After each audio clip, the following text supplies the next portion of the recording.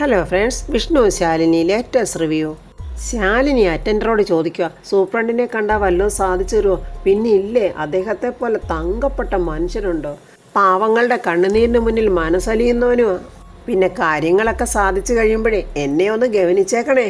എന്തെങ്കിലുമൊക്കെ അവിടുന്ന് ഇവിടുന്ന് കിട്ടുന്നത് കൊണ്ടാണ് കാര്യങ്ങളൊക്കെ മുന്നോട്ട് കൊണ്ടുപോകുന്നത്. അതിനെന്താ, ഞാൻ തീർച്ചയായിട്ടും കണ്ടിരിക്കും. ശാലിനി പറയുക, ഞാൻ വേറെ ആരെയും കണ്ടില്ലെങ്കിലും സാറിനെ പ്രത്യേകം കാണും. സാറല്ലേ ഇവിടുത്തെ നെടുന്തൂണ്. എന്നാൽ സമയം കളയണ്ട, വേഗം വാ, നമുക്ക് സൂപ്രണ്ടിനെ കാണാം. എന്താ ആലോചിച്ചിരിക്കുന്നത്, വേഗം വാ. അങ്ങനെ അറ്റൻഡർ തൻ്റെ സൂപ്രണ്ടിനെ ശാലിനിക്ക് പരിചയപ്പെടുത്തി കൊടുക്കുക. സാറേ, ഇവിടെ ഓപ്പറേഷന് തയ്യാറായി കിടക്കുന്ന സുധാകരൻ്റെ പെങ്ങളായത്. സാറിനെ ഒന്ന് പരിചയപ്പെടുത്താൻ ഡോക്ടർ ജേക്കബ് കുര്യൻ സാറാ പറഞ്ഞത്. ശാലിനി വളരെ ദയനീയമായ ഭാവത്തിൽ പറയാം, സാറേ, ഞങ്ങളെപ്പോലുള്ള പാവങ്ങൾ ഇവിടെ വരുന്നത് സൗജന്യ ചികിത്സ പ്രതീക്ഷിച്ച. പക്ഷേ ഇവിടെ എത്തിക്കഴിഞ്ഞപ്പോഴാണ് അറിയുന്നത് പച്ചവെള്ളം കുടിക്കണമെങ്കിൽ അതിന് വരെ പണം കൊടുക്കണമെന്ന്. രക്തം ചെക്ക് ചെയ്യുന്നിടത്തും ഷുഗർ ചെക്ക് ചെയ്യുന്നിടത്തും എന്തിനാ പ്രഷർ നോക്കുന്നിടത്ത് പോലും പണം കൊടുക്കണം. അതുപോരാഞ്ഞിട്ട് രോഗികളെ കാണാനായിട്ട് ഇങ്ങോട്ട് വരുന്നതിന് ആ ഗേറ്റിലും കൊടുക്കണം 10 രൂപ. കള്ളൻ സൂപ്രണ്ട് തണ്ട ശാലിനിയോട് പറയാം, ഇതൊക്കെ വെറും തെറ്റിദ്ധാരണയാണ്. ആ ഗേറ്റിൻ്റെ അടുത്ത് കൊടുക്കുന്ന 10 രൂപ ഉണ്ടല്ലോ, അത് ഇവിടുത്തെ ഹോസ്പിറ്റലിൻ്റെ പുനരുദ്ധാരണത്തിന് ജനങ്ങൾ കൊടുക്കുന്ന സംഭാവനയായിട്ടാണ് ഞങ്ങൾ എഴുതുന്നത്. പിന്നെ ഓപ്പറേഷൻ്റെ കാര്യം, അത് തികച്ചും സൗജന്യമാണ്. പിന്നെ അതിനുള്ള സാമഗ്രികൾ വാങ്ങിക്കാൻ സർക്കാർ തലത്തിൽ നിന്ന് ഫണ്ടൊന്നും വരുന്നില്ല. അതുകൊണ്ട് ഓപ്പറേഷൻ നടത്താതിരിക്കുമോ? ആ ഫണ്ട് വന്നിട്ട് ഓപ്പറേഷൻ നടത്താമെന്ന് വിചാരിച്ചാൽ അതുവരെ ആ പേഷ്യൻ്റ് ജീവിച്ചിരിക്കണമെന്നുമില്ലല്ലോ. ഈ ഓപ്പറേഷൻ ഒരു വലിയ തുകയാണെന്നാണ് പറഞ്ഞു കേട്ടത്. എൻ്റെ ചേച്ചിയാണെങ്കിൽ വീട്ടുപണിക്കൊക്കെ പോയി വളരെ കഷ്ടപ്പെട്ടിട്ടാണ് സാറേ ജീവിക്കുന്നത്. ഭർത്താവ് വർഷങ്ങളായിട്ട് കിടപ്പില്ല. എനിക്കാണെങ്കിൽ തൊണ്ട് തല്ലുന്ന പണിയുമാണ്. ഇപ്പോഴാണെങ്കിൽ ചേട്ടനെ നോക്കാൻ നിൽക്കുന്നതുകൊണ്ട് എനിക്കാണെങ്കിൽ ആ പണിക്കും പോകാൻ പറ്റുന്നില്ല. എങ്കിലൊരു കാര്യം ചെയ്യും, എൻ്റെ സുഹൃത്തിൻ്റെ ഷോപ്പിലോട്ട് ചെന്നാൽ മതി. ആണ്ടെ, ഈ സുദേവൻ അങ്ങോട്ട് കൊണ്ടുപോകും. അറ്റൻഡറിനെ കാണിച്ചിട്ട് പറയുക, ഒരു 2000 രൂപ കുറപ്പിച്ച് ഞാൻ വാങ്ങിച്ചു തരാം, എന്താ പോരെ? വലിയ ഉപകാരം സാർ. ശാലിനി 2 കൈയെടുത്ത് തൊഴുതിട്ട് പറയുക. എന്നിട്ട് അറ്റൻഡറോട് പറഞ്ഞ് ആ എഡ്വിനോട് സംസാരിച്ച് കാര്യങ്ങളൊക്കെ ശരിയാക്കി കൊടുക്കണോ. പാവങ്ങളല്ലേ, എന്തെങ്കിലും ചെയ്തു കൊടുക്കണ്ടേ? ശരി സാർ, ഞാൻ വേണ്ട പോലെ ചെയ്താക്കാം സാർ. അപ്പോഴവിടെ വെച്ച സൂപ്രണ്ടിൻ്റെ വിധി ശാലിനി എഴുതി കഴിഞ്ഞ്. അപ്പോൾ ഈ രക്തത്തിൽ സൂപ്രണ്ടിനും പങ്കുണ്ട്. നിങ്ങളൊന്നും പേടിക്കേണ്ട, എല്ലാ കാര്യങ്ങളും ഞാൻ നോക്കിക്കൊള്ളാം. കിറ്റ് വാങ്ങിക്കാനുള്ള പണം മാത്രം കൊണ്ടുവന്നാൽ മതി. പതിവ് പോലെ സൂപ്രണ്ട് തലയുറഞ്ഞിട്ട് ശാലിനിയോട് പറയാം, അല്ല എനിക്കൊന്നും കിട്ടിയില്ല, അതിനെന്താ ഞാൻ പിന്നെ തരാം. കിട്ടിയില്ലെങ്കിൽ ഒരു വല്ലാത്ത സങ്കടാവസ്ഥ. അപ്പോൾ കാശ് റെഡിയാക്കി വെച്ചോ, സാധനങ്ങളൊക്കെ ഞാൻ മേടിച്ചു തരാം. അപ്പോൾ ചെറിയ കളികളൊന്നും അല്ല ഇവിടെ നടക്കുന്നത്, എല്ലാം വലിയ പുള്ളികളാണ്. കാശ് വാങ്ങി പഴക്കം വന്ന വൻ പുള്ളികൾ. ഈ സമയം ഡെയ്സിക്ക് ശാലിനിയുടെ ശത്രു ഇപ്പോൾ ഡെയ്സിയുടെ കൂട്ടുകാരിയുമാണ്. അവളുടെ ഫോണാണ് വരുന്നത്. എന്തായി നിന്റെ ശിവനോടുള്ള ശത്രുതയൊക്കെ എവിടം വരെയായി? ശിവൻ്റെ ചങ്ക് തകർക്കാനുള്ള സംഗതി എൻ്റെ കയ്യിൽ വന്ന് പെട്ടതാ. പക്ഷേ അതെൻ്റെ കയ്യിൽ നിന്ന് അങ്ങ് വഴുതിപ്പോയി. അല്ലെങ്കിൽ ശിവൻ്റെ അച്ഛനൊന്ന് പടവായിട്ട് ഭിത്തിയിൽ കയറിയാൻ. സുസ്മിത പറയാം, ഒന്ന് തെളിച്ച് പറ. ഞാനും ഡേവിസും കൂടെ പർച്ചേസ് കഴിഞ്ഞ് ബൈപ്പാസിൽ കൂടെ വരുമായിരുന്നു. അപ്പോഴവിടെ മഹേന്ദ്രൻ ഒരു ആക്സിഡൻറ്റിൽ പെട്ട് കിടക്കുന്നത്, മഹേന്ദ്രനെ അവിടെ വലിച്ചെറിഞ്ഞിട്ട് പോയ കാര്യങ്ങളുമൊക്കെ ഡേയ്സി അങ്ങനെ സുസ്മിതയോട് പറയുക. അയാളെ അവിടിട്ടങ്ങ് തീർത്താൽ മതിയാൻ. എങ്കിൽ ശിവൻ ചങ്കും തകർന്ന് തേരാപ്പാരെ അങ്ങോട്ടും ഇങ്ങോട്ടും നടക്കുന്നത് എനിക്ക് കൺകുളിർക്കെ കാണാമായിരുന്നു. എന്നിട്ടെന്താ, മഹേന്ദ്രൻ രക്ഷപ്പെട്ടോ? ജീവൻ തിരിച്ചു കിട്ടിയെന്നാണ് അറിഞ്ഞത്. പക്ഷേ കൊല്ലാൻ നോക്കിയത് ആരാണെന്ന് ഇതുവരെ തിരിച്ചറിഞ്ഞിട്ടില്ല. അയാളെ അവിടെ ഇട്ട് തീർക്കാൻ തന്നെ അവിടെ വലിച്ചിട്ടിട്ട് ഞങ്ങൾ പോകുന്നത്. മുടിഞ്ഞ ആയുസിൻ്റെ വലിപ്പം കൊണ്ട് അയാളുടെ ജീവൻ്റെ തുടിപ്പ് ഇപ്പോഴും ഉണ്ടെന്നാണ് അറിയാൻ കഴിഞ്ഞത്. കൊല്ലാൻ നോക്കിയവരെ പോലീസ് അന്വേഷിക്കുന്നുണ്ട്. സുസ്മിത ഉടനെ പറയുക, ഈ ശിവനും മഹേന്ദ്രനും എങ്ങനെ, അവർ ശത്രുക്കളല്ലേ?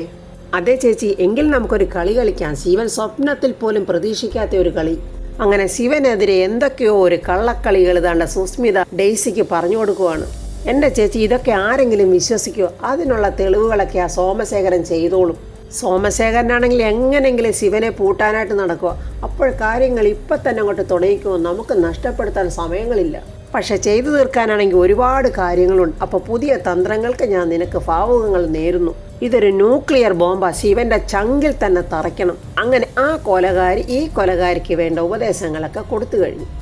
യോഹന്നാൻ്റെ വീട്ടിലാണെങ്കിൽ ഡെയ്സിയുടെയും ഡേവിസിൻ്റെയും വെഡിങ് കാർഡൊക്കെ ഇങ്ങനെ എടുത്തു വെച്ചിട്ട് അവർക്ക് ഓരോരുത്തർക്കും കൊടുക്കേണ്ട പേരുകളൊക്കെ ഇങ്ങനെ എഴുതുവാണ്. അങ്ങനെ ഓരോരുത്തരും ഫ്രണ്ട്സിൻ്റെ റിലേറ്റീവ്സിൻ്റെയൊക്കെ പേര് അങ്ങോട്ടും ഇങ്ങോട്ടും പറഞ്ഞു കൊടുക്കുന്നുണ്ട്, അതൊക്കെ എഴുതുന്നുണ്ട്. കലിപൂണ്ട ഡെയ്സി അങ്ങോട്ട് വന്നിട്ട് പറയുന്നു, മാണിക്കോത്ത് മഹേന്ദ്രൻ, ആ പേര് നിങ്ങൾ എഴുതിയില്ലേ?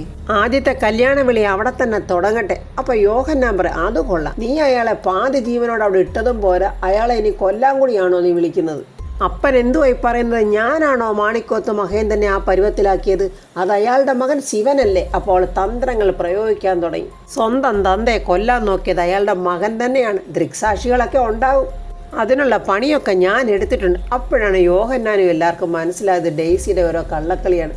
അവരതെല്ലാം കേട്ട് സന്തോഷത്തോടെ കൈയടിച്ച് പാസ്സാക്കുവാണ്.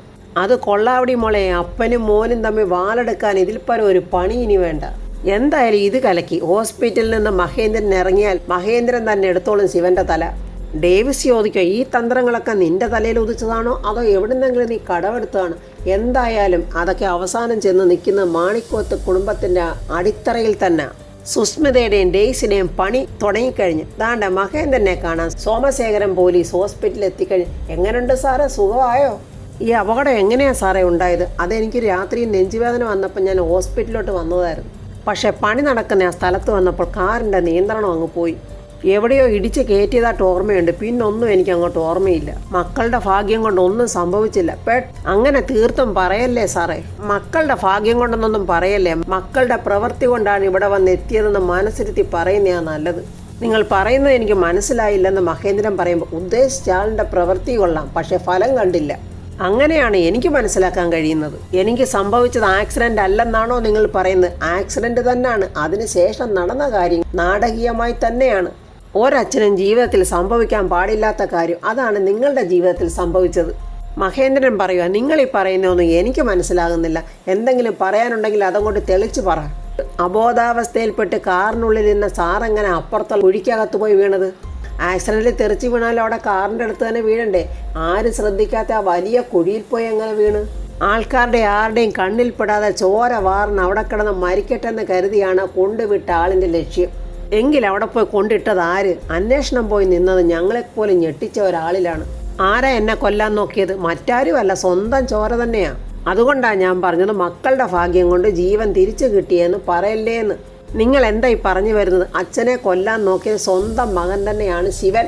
മഹേന്ദ്രനെ കട്ടിൽ നിന്നും പതുക്കെ പെട്ടെന്ന് എഴുന്നേറ്റിട്ട്, ഇല്ല, നിങ്ങൾക്ക് ആള് തെറ്റിയതാ, എൻ്റെ മകൻ അങ്ങനെയൊന്നും ചെയ്യില്ല, അതൊക്കെ നിങ്ങളുടെ വെറും തോന്നലാ, നിങ്ങൾക്ക് ആള് തെറ്റിയതാ എന്നൊക്കെ ചന്ദ്രയും അമ്മയൊക്കെ പറയുവാണ്. അതൊക്കെ നിങ്ങളുടെ വിശ്വാസം. കൊല്ലാനായിട്ട് ശിവൻ നിങ്ങളെ എടുത്തിടുന്നതിന് ദൃക്സാക്ഷിയുണ്ട്. എന്നിട്ട് സോമശേഖരൻ കൂടെ വന്ന പോലീസുകൊണ്ട് പറയടോ, അയാളെങ്കിൽ വിളിക്കടോ.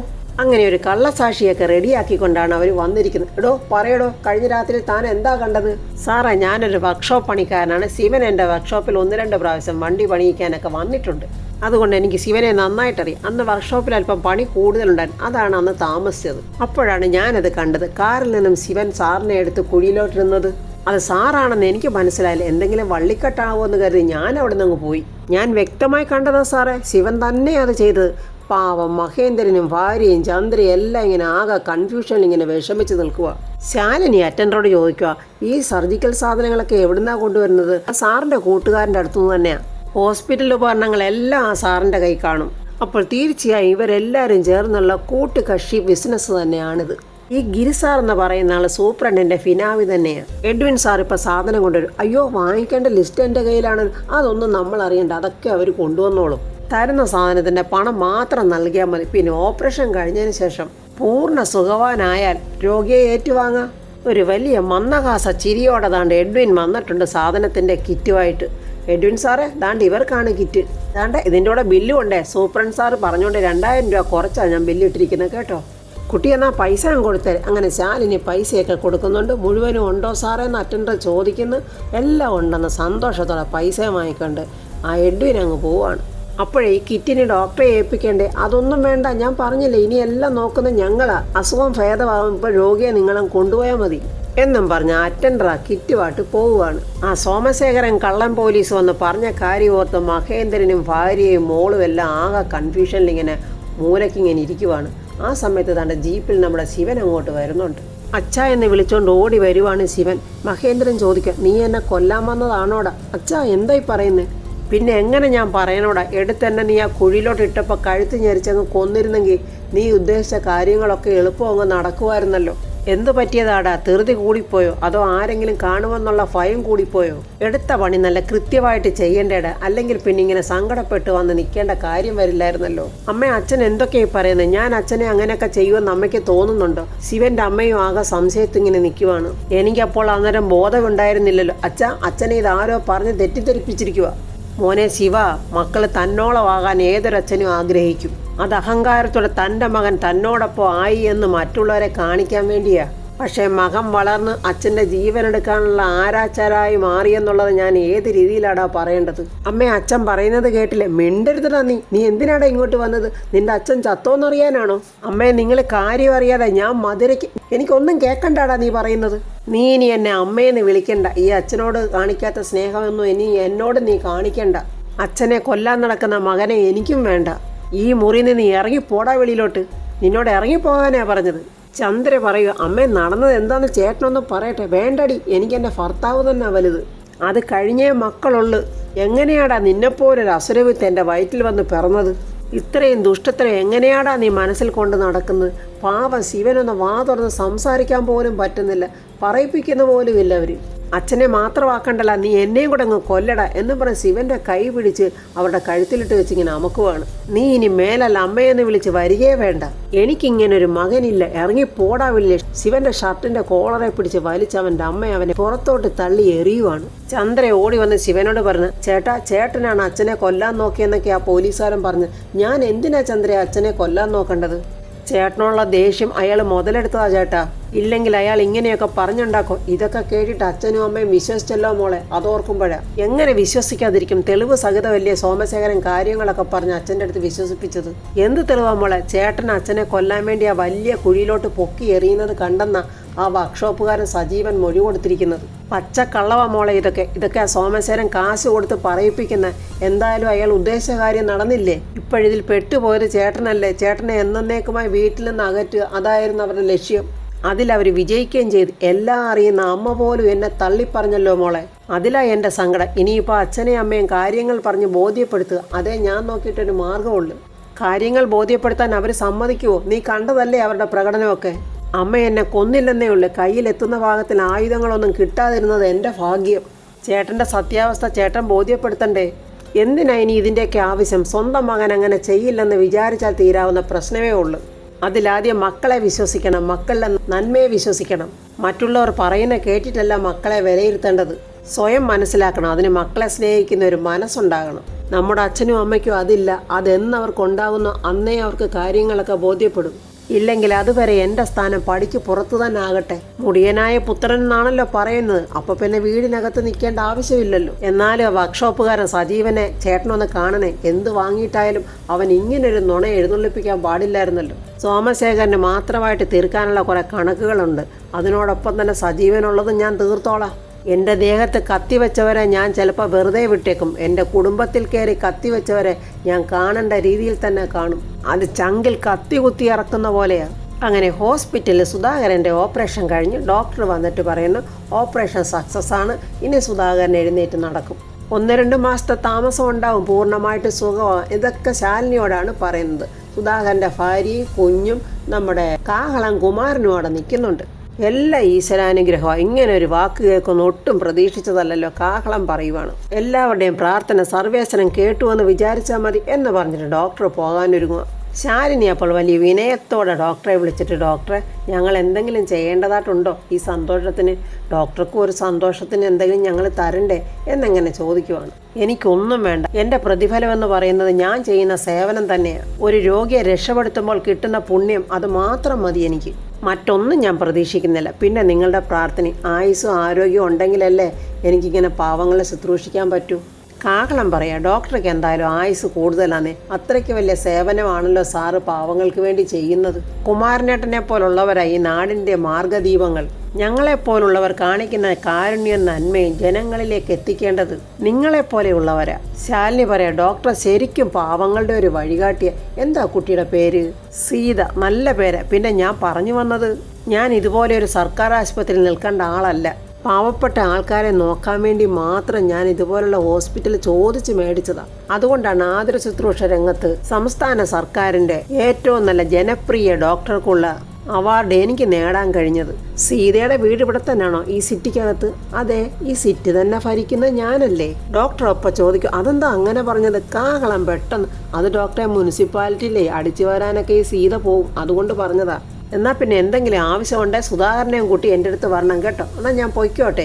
എൻ്റെ സ്പെഷ്യൽ നോട്ടം അങ്ങനെ സുധാകരനിലുണ്ടാവും. അത്രയും പറഞ്ഞിട്ട് ഡോക്ടർ അങ്ങ് പോയി. ശാലിനി സുധാകരൻ്റെ ഭാര്യയോട് പറയുന്നു, ഡോക്ടർ പറഞ്ഞത് കേട്ടല്ലോ, സുധാകരൻ ഇനി കുഴപ്പമൊന്നുമില്ലെന്ന്. ആ സമയത്ത് അനു ഫോൺ കൊണ്ടുവന്ന് ശാലിനിയുടെ കൊടുക്കുക. രേഷ്മയാണ് ശാലിനിയെ വിളിച്ചത്. ഞങ്ങൾ തിരിച്ചെത്തിയിട്ടുണ്ട് കേട്ടോ. അപ്പോൾ സർട്ടിഫിക്കറ്റ് അത് ഞാൻ ശിവൻ്റെ കൈ കൊടുത്തിട്ടുണ്ട്. ശിവൻ അച്ഛനെ കാണാൻ ഹോസ്പിറ്റലിൽ പോയിട്ടേ വരത്തുള്ളൂ. ശിവൻ്റെ അച്ഛൻ എന്ത് പറ്റി? എന്തോ ആക്സിഡൻ്റ് ആണെന്നാണ് പറഞ്ഞു കേട്ടത്. എന്തെങ്കിലും കാര്യമായിട്ട് പറ്റിയോ അതൊന്നും എനിക്കറിയില്ല. എന്നാൽ ഞാൻ ശിവനെ വിളിച്ചോളാം രേഷ്മയെ. ഗോപാലകൃഷ്ണൻ കുടുംബശ്രീ ഹോട്ടലിൽ എന്തൊക്കെ എഴുതിക്കൊണ്ടിരിക്കുക. ശാന്ത ചോദിക്കുന്നത് ശാരിയെ ഡിസ്ചാർജ് ചെയ്യുമല്ലയോ? അതെ, ഉച്ചയാകും ബില്ലൊക്കെ എഴുതി വരുമ്പോഴത്തേക്ക്. അപ്പോഴേക്കും അങ്ങോട്ട് പോയാൽ മതി.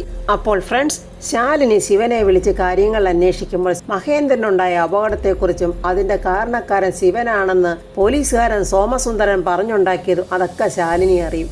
അപ്പോൾ എന്തായാലും ശിവൻ ആ സമയത്ത് സ്ഥലത്തില്ലായിരുന്നു, കോയമ്പത്തൂരിലാണെന്നുള്ള തെളിവെല്ലാം ശാലിനിയുടെ കയ്യിലുണ്ട്. അപ്പോൾ ഡെയ്സിയും സുസ്മിതയും സോമശേഖരനും ചേർന്നുണ്ടാക്കിയ കള്ളക്കഥകളെല്ലാം വെളിച്ചത്ത് വരും.